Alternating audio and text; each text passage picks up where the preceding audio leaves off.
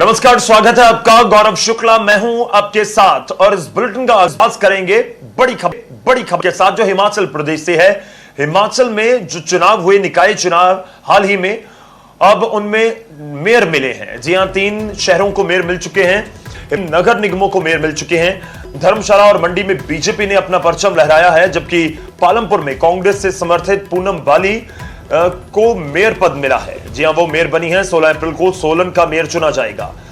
धर्मशाला नगर निगम चुनाव में मेयर के चयन को लेकर काफी रोचक परिणाम सामने आए। धर्मशाला में किसी भी पार्टी को पूर्ण बहुमत हासिल नहीं हुआ था जब चुनाव हुई। बीजेपी के पास यहां पर 8 और कांग्रेस के पास 5 सीटें थी, जबकि 2-2 आजाद प्रत्याशी जीते थे।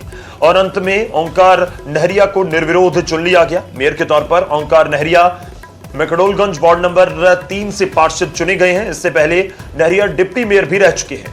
अब वे धर्मशाला के तीसरे मेयर चुने गए हैं। बात अगर मंडी की जाए तो यहां बीजेपी के पास पूर्ण बहुमत था।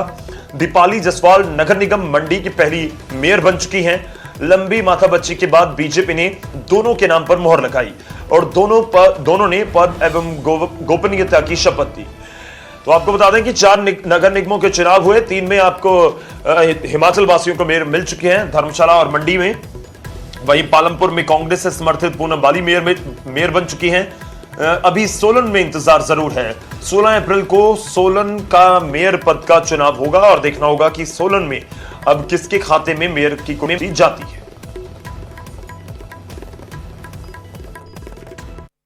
आज मेयर डिप्टी मेयर का चुनाव संपन्न हुआ है। मुझे इस बात की खुशी है कि यहाँ भारतीय जनता पार्टी के हमारे ओंकार नहरिया जी जो है वो मेयर पद पर जो है निर्विरोध चुने गए और डिप्टी मेयर में भी हम 11 वोट लेकर के जो है बहुत आराम से जीत हासिल की है। 11-6। तो मैं दोनों को बधाई देता हूँ और शुभकामनाएं देता हूँ। धर्मशाला कांग्रेस के पास थी ये नगर निगम, ये भारतीय जनता पार्टी ने कांग्रेस से छीनी है। और उसी तरह से मंडी में आज दोनों सीटों पर मेयर डिप्टी मेयर पर भारतीय जनता पार्टी निर्विरोध चुनी गई। कांग्रेस ने नॉमिनेशन। चलिए आगे बढ़ते हैं। अब अगली खबर का रुख होगा और बात हिमाचल में एंट्री को लेकर। जी हां, हिमाचल में एंट्री अब 16 अप्रैल से आरटीपीसीआर टेस्ट के बाद क्यों होगी 7 राज्यों के लिए।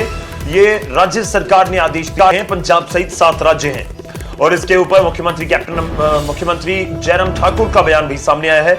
हिमाचल में एंट्री को लेकर मुख्यमंत्री बोले हैं और उन्होंने कहा कि बॉर्डर और बीच में जो टूरिस्ट हैं उनको कहीं नहीं रोका जाएगा। बीते साल भी पर्यटकों को असुविधाएं झेलनी पड़ी थी, इसलिए इस बार प्रशासन पूरी तरह से एहतियात बरत रहा है। कोविड गाइडलाइन का सख्ती से पालन किया जाएगा। पर्यटकों को सुविधाओं से बचाने के लिए अहम फैसले किए गए। आपको बता दें कि 16 अप्रैल से अगर आप हिमाचल जाना चाहते हैं, खासतौर पर अगर आप पंजाब से हैं या फिर महाराष्ट्र, गुजरात, इन राज्यों से कोई आ रहा है तो उसको आरटीपीसीआर अपना टेस्ट जरूर करवाना होगा। 72 घंटे की रिपोर्ट ही वैलिड होगी और वो भी नेगेटिव होनी चाहिए। अगर आपकी रिपोर्ट नेगेटिव होगी आपको फिर ही हिमाचल में एंट्री मिल पाएगी। इसलिए इस बीच थोड़ा कंफ्यूजन भी था। खैर, आदेश जारी कर दिए गए और इस बीच जब मुख्यमंत्री से यह सवाल किया गया, जयराम ठाकुर ये कहते नजर आए कि हमने ये पूरा प्रोटोकॉल इसलिए भी बनाया है ताकि लोगों को सुविधा ना हो, कोरोना के मामले ना बढ़े, ना फैले राज्य में, और सुविधा पर्यटकों को भी ना हो, इसलिए भी एहतियातन ये फैसले लिए गए हैं और पूरे इंतजाम किए गए हैं। उन्होंने ये भी कहा कि बॉर्डर और बीच में जो टूरिस्ट हैं कहीं रोके नहीं जाएंगे। और मैं यही कह रहा था पहले कि पहले तो हम चाह रहे थे कि हमारा टूरिस्ट सीजन जो है प्रभावित ना हो। इसको देखते हुए, क्योंकि पिछले साल भी हम टूरिस्ट सीजन को खोए हैं पूरी तरह से इस कोविड के कारण, ऐसे में अब की बार कुछ गुंजाइश बनी रहे, सब लोगों का ऐसा कहना था। हालांकि हमने एसओपी जो है वो जारी किया है जो होटल इंडस्ट्रीज़ हैं, तो सबसे ज़्यादा इसको इन्फोर्स करने के लिए, सबसे ज़्यादा इसको वहाँ पर देखने के लिए, जहाँ भी जो बाहर के लोग आएंगे होटल में जाएंगे, वहाँ जो एसओपी जो हमने जारी किया है उसके तहत उन सारी चीज़ को वहाँ पर इंश्योर करें। तो एसओपी तो जारी कर दी गई हैं, लेकिन इस बीच जो पर्यटक जाना चाहते हैं हिमाचल, उनके लिए खबर है। अगर आप 16 अप्रैल को जा रहे हो और पंजाब से आ रहे हैं, पंजाब सहित 7 राज्य हैं, अगर वहां से आप आ रहे हैं तो आपको जरूर ध्यान देना होगा कि आपके पास आरटीपीसीआर होना चाहिए, टेस्ट रिपोर्ट होनी चाहिए नेगेटिव। चलिए आगे अगली खबर का रुख करते हैं और अगली खबर हरियाणा से है और कोरोना के बढ़ते मामलों के बीच जिस तरह से सख्ती बढ़ाई जा रही है राज्य सरकारों की तरफ से, तो उसको लेकर इस समय खबर यह है कि जो प्रवासी मजदूर हैं अब उनको लॉकडाउन का डर सताने लगा है। गुरुग्राम से यह खबर है, कोरोना के बढ़ते मामलों की वजह से दहशत में मजदूर नजर आ रहे हैं। गुरुग्राम से बड़ी तादाद में पलायन करना भी मजदूरों ने शुरू कर दिया। खासतौर पर पिछले साल जिस तरह की स्थिति बन रही थी और इस बीच मजदूरों के पलायन से उद्योगों को नुकसान होने का अंदेशा भी जताया जा रहा है। हरियाणा में अभी केवल नाइट कर्फ्यू है। हम अब न्यूज 18 पंजाब हरियाणा हिमाचल के जरिए भी अपने दर्शकों तक ये जानकारी जरूर पहुंचाना चाहते हैं कि अभी तक सरकारों की तरफ से कहा जा रहा है, देश की सरकार, प्रधानमंत्री ये बात कह चुके हैं कि पूर्ण लॉकडाउन की जरूरत नहीं है, लेकिन इस बीच मजदूर को डर जरूर सता रहा है। पिछले साल की तस्वीरें हर किसी के जहन में होगी जब लॉकडाउन पूरे देश में लगा दिया गया था और बीच मजदूर पैदल ही अपने घरों को कई सैकड़ों जो सफर तय करके अपने गांव की तरफ जाना शुरू उन्होंने कर दिया था। और इस बार भी कहीं ना कहीं उनके दिलों में वही खौफ, वही तस्वीरें, वही सब कुछ मंजर होगा। और इस बीच पलायन बड़े तादाद पर शुरू हुआ है, लेकिन उद्योग पर इसका काफी असर देखने को मिल सकता है गुरुग्राम और उसके आसपास के पूरे इलाकों में।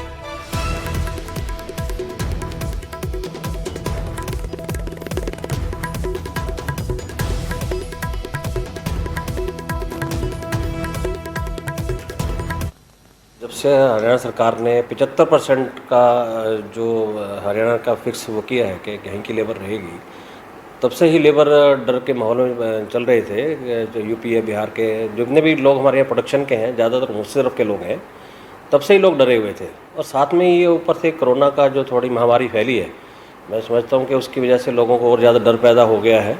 और होली के अंदर ऑलरेडी लोग लेबर हमारी छुट्टियों पर जाती है और वहाँ से वापस, पहले तो वापस ही नहीं आ रही है और अब काफ़ी हद तक यहाँ से अब लोगों ने जाना शुरू कर दिया है। तो मजदूरों को चिंता सता रही है, लेकिन इस बीच आपको क्लियर कर दें कि हरियाणा में पूर्ण लॉकडाउन नहीं लगेगा। और ये कह रहे हैं हरियाणा के गृह मंत्री अनिल विज।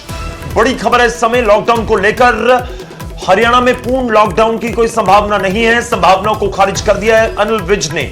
ये खास खबर उन लोगों के लिए भी है जो पलायन कर रहे हैं और जिनको लगता है कि आने वाले दिनों में लॉकडाउन लग जाएगा और उनको दिक्कत आ सकती है, इसलिए बहुत सारे मजदूर पलायन कर रहे हैं। जिस तरह से गुरुग्राम से हमने आपको खबर दिखाई है, लेकिन इस बीच अनिल विज का ये पूरा बयान बहुत अहम और उन लोगों तक पहुंचना चाहिए जिन लोगों की तरफ से पलायन किया जा रहा है। आपको बता दें कि अनिल विज की तरफ से कहा गया, क्योंकि सवाल सरकार के नुमाइंदों से लगातार किए जा रहे हैं, हरियाणा में नहीं लगेगा पूर्ण लॉकडाउन।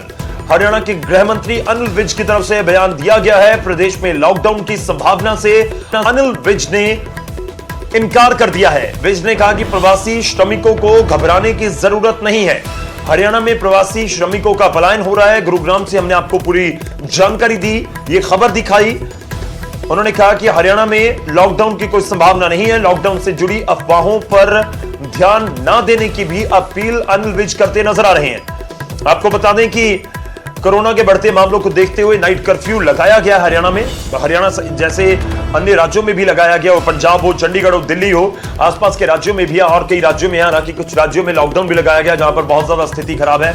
लेकिन हरियाणा को लेकर अनिल विज साफ कर रहे हैं कि हरियाणा में पूर्ण लॉकडाउन जैसे अभी कोई भी हालात नहीं है, इसलिए पूर्ण लॉकडाउन को लेकर जो उनकी तरफ से ये साफ किया गया है कि कोई भी किसी तरह का अभी अंदेशा नहीं है कि पूर्ण लॉकडाउन सरकार लगा सकती है। वो ये अपील करते हुए भी नजर आए जो प्रवासी श्रमिक है कि आप पलायन मत कीजिए, लॉकडाउन जैसी स्थिति नहीं आने वाली।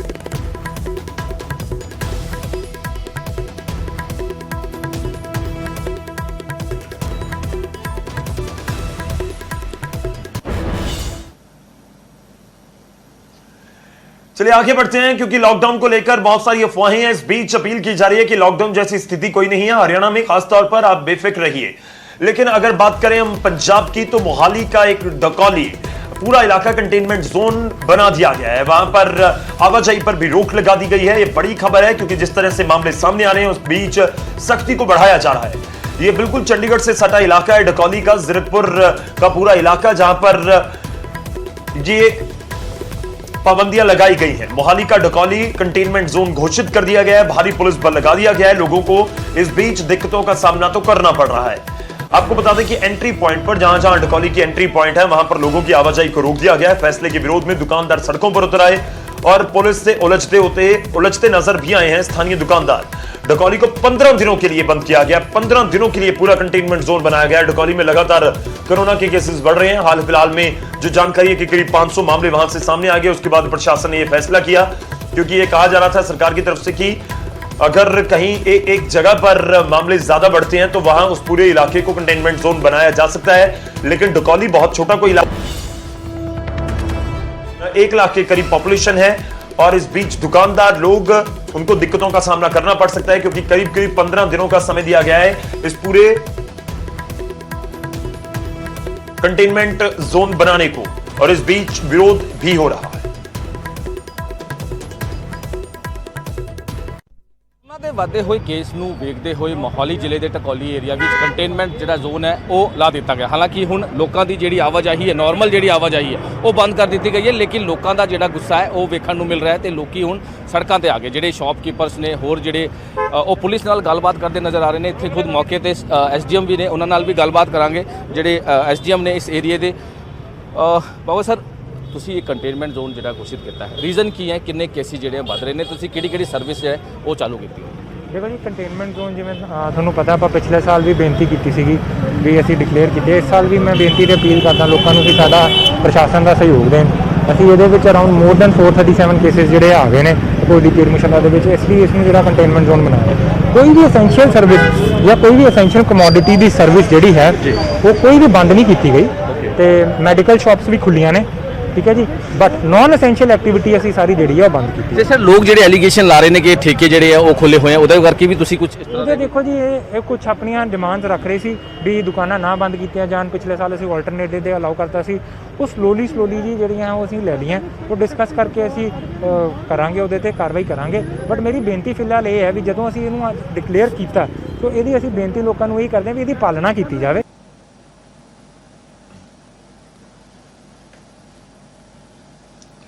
तो लॉकडाउन को लेकर यह साफ किया जा रहा है, लेकिन डकौली में कहीं ना कहीं जरूर सख्ती को बढ़ाया गया है। अब आगे बढ़ते हैं, हिमाचल का एक बार फिर से रुख करेंगे। हिमाचल प्रदेश में कोरोना के मामले देश भर की तरह बढ़ रहे हैं, लेकिन इस बीच परीक्षाएं शुरू हो चुकी हैं। 10वीं और 12वीं के छात्र परीक्षाएं देने के लिए अब सेंटर्स पहुंच रहे हैं। हालांकि वहां पर जो दावा है पूरे प्रशासन का कि इंतजाम सही ढंग से किए गए हैं ताकि सोशल डिस्टेंसिंग भी रहे और परीक्षाएं भी बच्चे दे पाए। कोरोना के खतरे के बीच हिमाचल प्रदेश में बोर्ड परीक्षाएं शुरू हो चुकी हैं। 10वीं और 12वीं की कक्षा की परीक्षाएं हो रही हैं।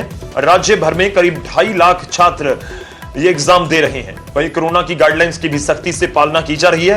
छात्रों की पहले थर्मल स्क्रीनिंग की जाती है और एक कमरे में सोशल डिस्टेंसिंग के हिसाब से 20 से 22 छात्रों को ही बिठाया जा रहा है। प्रशासन, जो प्रबंधक हैं एग्जाम्स के, उनकी तरफ से दावा किया जा रहा है कि प्रोटोकॉल्स को गंभीरता से लिया जा रहा है, उनकी गंभीरता से पालना की जा रही है।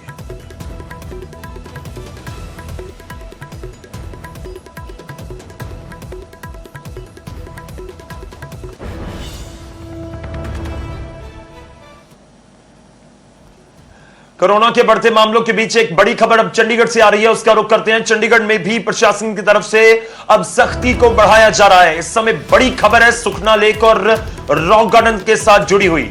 आम लोगों की आवाजाही के लिए रॉक गार्डन को बंद कर दिया गया है कोरोना के बढ़ते मामलों के चलते हुए। और आपको यह भी बता दें कि वीकेंड के ऊपर शनिवार रविवार को सुखना लेक पर भी लोगों की एंट्री नहीं होगी। ये दोनों पर्यटक स्थल के तौर पर चंडीगढ़ में जाने जाते हैं। बहुत से लोग जो बाहर चंडीगढ़ घूमने आते हैं वो भी वहां पर जाते हैं और साथ साथ स्थानीय लोग भी देर शाम चंडीगढ़ की सुखना लेक पर नजर आते हैं। खूब भीड़ वहां पर होती है। लेकिन इस बीच चंडीगढ़ प्रशासन की तरफ से यह फैसला लिया गया है, चंडीगढ़ का रॉक गार्डन दर्शकों के लिए बंद कर दिया गया है। कोरोना के बढ़ते मामलों के चलते यह फैसला किया गया। आम लोगों के लिए भी आवाजाही बंद रहेगी। सुखना लेक पर भी वीकेंड एंट्री बंद रहेगी, यानी कि शनिवार और रविवार को आप सुखना लेक पर जाकर टहल नहीं सकते। वहां पर प्रशासन की तरफ से पाबंदी लगा दी गई है। बड़ी खबर है, प्रशासन एक तरफ से सख्ती कर रहा है। आपको बता दें कि चंडीगढ़ में ऑलरेडी नाइट कर्फ्यू पहले ही लगा दिया गया था और इस बीच चंडीगढ़ प्रशासन भी सख्ती को बढ़ाता हुआ नजर आ रहा है। इस समय बड़ी खबर है, रॉक गार्डन में एंट्री लोगों की बंद। सुखना लेक पर वीकेंड के ऊपर शनिवार रविवार को लोगों की एंट्री बंद कर दी गई है।